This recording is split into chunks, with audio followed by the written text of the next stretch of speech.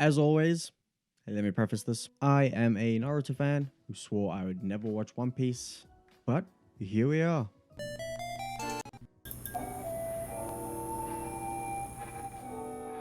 If you've seen the series before, you know how this works. I am going to break down the entire saga into individual arcs, and then we'll take a look at some individual awards, kind of. You'll see when you get there. Before we jump into it, I just heard that if you subscribe in the next 4 seconds, your favorite big titty waifu will come to life and do inconceivable things to you. Don't quote me on that though, it's just something I heard. This time, we're obviously doing the Sky Island saga, which means the first arc to break down is the Jaya arc. Immediately, what stands out in the Jaya arc is it breaks the mold of most other arcs we've had in the show so far. Unlike the other arcs that I'm referencing, the Jaya arc doesn't flesh out an enemy that will inevitably fight Luffy and the Straw Hats. Instead, it fleshes out Luffy in a way that lets him show the audience how he wants to be as a pirate and as a captain. The incorporation of Shanks' teachings about choosing your battles wisely and remaining peaceful where you can was really cool. But I would be lying if I said I didn't want to see Luffy and Zoro beat the shit out of everyone in that bar. This arc also shines a light on and thus reveals a broader sense of the One Piece world. Alabasta did it a little bit, but Jaya really expands on what Alabasta showed. We get to see how Crocodile's defeat forces the government to address the power imbalance of the current state of the world. And we also get to see other members of the Seven Warlords, which is really cool.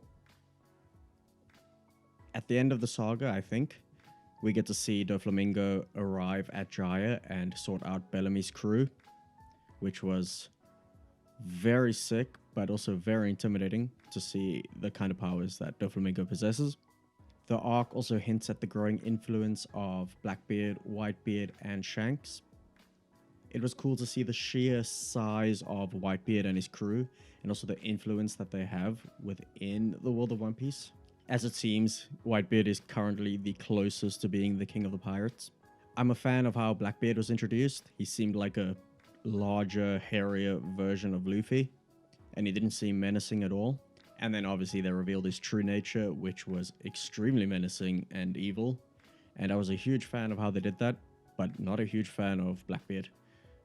He scares the shit out of me in a sense of the story. It's not like I'm having nightmares about Blackbeard. But yeah, really well done.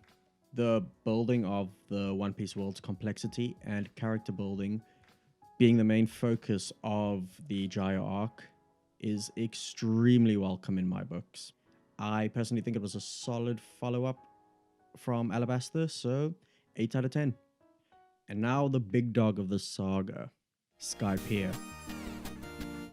Honestly, I struggled with this arc. This arc nearly made this series of mine end, which would have been a shame to the 3 people that enjoy it. I nearly dropped it, and only recently found out that this arc and Thriller Bark are the most skipped arcs in the show. But obviously I would never do that because Oda has obviously put this in the story for a reason, and it really helps with plot and character development. So instead of dropping it, I just took a really long break in the middle of watching it.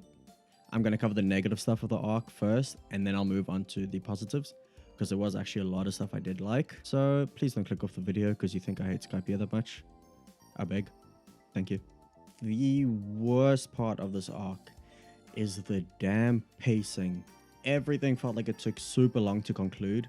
Even the climax of the arc, Eneru versus Luffy, it dragged on a little too long. And by a little, I mean way too long.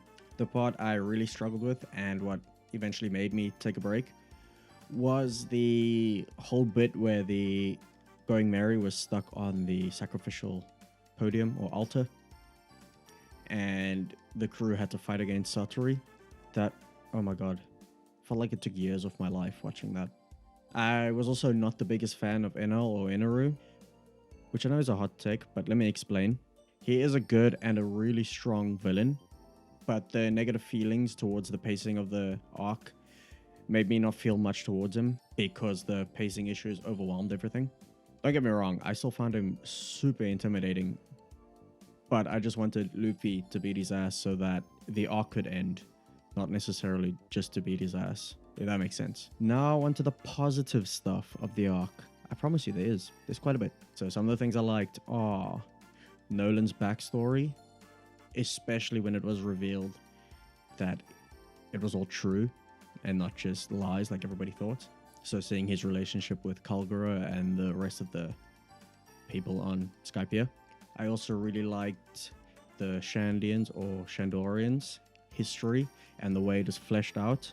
I think that was done extremely well and it really made you feel for them, or at least I did. I liked some of the fights, like the Shandians or Shandorians versus God's Army and versus the Straw Hats. That three-way tussle, that huge battle, I really liked. I enjoy when there's like a large-scale battle happening with many one-on-one or 2v1 fights happening amongst each other, and I think it was done pretty well. I liked the incorporation or the reveal that Roger had been there already and left a message on the poneglyph. I think it was cool, like a little tidbit to show how badass Roger was. Like he made it to Skypiea decades ago when it was in its peak. It was just so cool. But unfortunately, there's still the huge pacing issues, which means I am going to give this arc a pretty low 6 out of 10. Okay, now the individual awards part. My favorite location. This is tough. Such a variety to choose from. And it's going to have to be Skypiea. It's way more interesting than Jaya, let's be honest. My favorite devil fruit. Unlike the two sagas before this, there wasn't a lot of new devil fruits introduced in this saga. So I'm going to go with Enel or Inaru's Gorogoro no Mi, which was obviously his electricity Logia type devil fruit. It made him seem extremely unstoppable until he met Luffy, of course. And it scared everyone on the island to shit every single day. Everyone was so scared of being struck down by lightning. So yeah, pretty cool devil fruit. My 3 least favorite characters, starting from the most liked to the least liked, even though I don't like any of them. In third place was Bellamy. That guy was a dick. In second place was Bellamy's first mate, Sarkis. Is that his name? Sarkis. That annoying guy. He was annoying. Extremely annoying. And in first place, the worst character in the show so far, potentially, Satori. He deserves the worst of the worst in life. What an annoying character. I hate him so much. Now, on a more positive note, again, my 3 favorite characters. In third place, we have a regular in the top 3, Zoro. Still cool as ever. In second place, I'm cheating a bit because I'm giving second place to 2 people. And those 2 people are Kalgura and Mont Blanc Nolan. I just loved their backstory. Like I said, their friendship was cool. And then it got depressing. And then it was cool. And then it got depressing. It was well done. And in first place, if you've seen the other Saga reviews I did, this wouldn't be a surprise. It's Sanji. Curly brows is cool. Can I say? Overall, the Sky Island Saga has its highs and its lows. I think I'll rate it a 7, if we do the maths. 6 and 8. In the middle is 7. It's definitely worth sticking with, especially considering what follows it. The Water 7 arc, which I fucking loved. So that's a little bit of a teaser for the next one.